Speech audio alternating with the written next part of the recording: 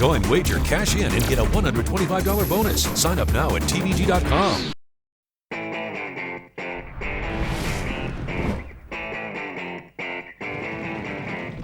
Ochoa enters this race as the leading all-time money earner in the history of quarter horse racing.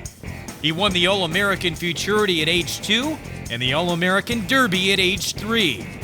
One of the few classic victories still absent from his historic resume is the Champion of Champions. It's for him more than anything and anybody. I think it's just for him to prove that he is one of the all-time greatest. He cruised to victory in his local debut, the Los Alamitos Invitational Championship. And Ochoa is striding on powerfully. Chivalry's running a good one. He's our secret. But here is quarter horse racing's richest horse ever. And look at how impressive Ochoa crushes the field.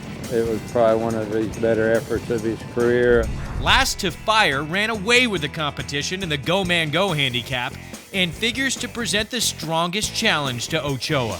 Last to Fire is under a stranglehold here, and Last to Fire taking on one of the toughest fields in the Go Man Go and doing it so impressively. Ochoa's a good horse. I mean, it's probably, he's a top earner of all times. Last to Fire, I think he's in his moment right now.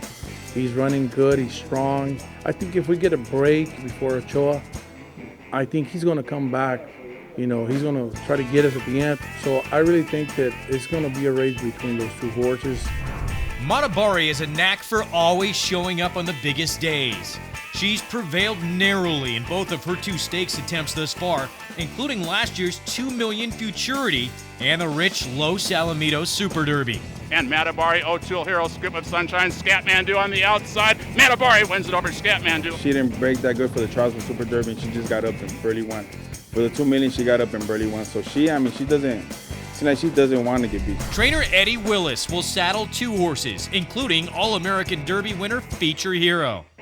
His other entrant, Priceless Feature, has traded punches with Ochoa on numerous occasions.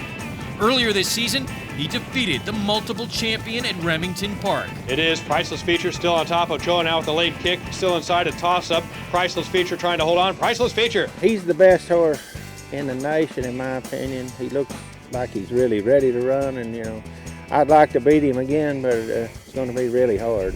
And trainer Paul Jones sends out 3 runners, including last year's Champion of Champions winner Rylees boy, who qualified once again this season as an 8-year-old. He had to travel all the way to Iowa last year and come all the way back and still win the Champion of Champions was a pretty big feat in itself.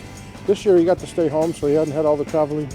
Although he's not coming off a win, he's really training as good as he was last year. So he really looks good. And that's the TVG Inside Track for the Grade 1 Champion of Champions.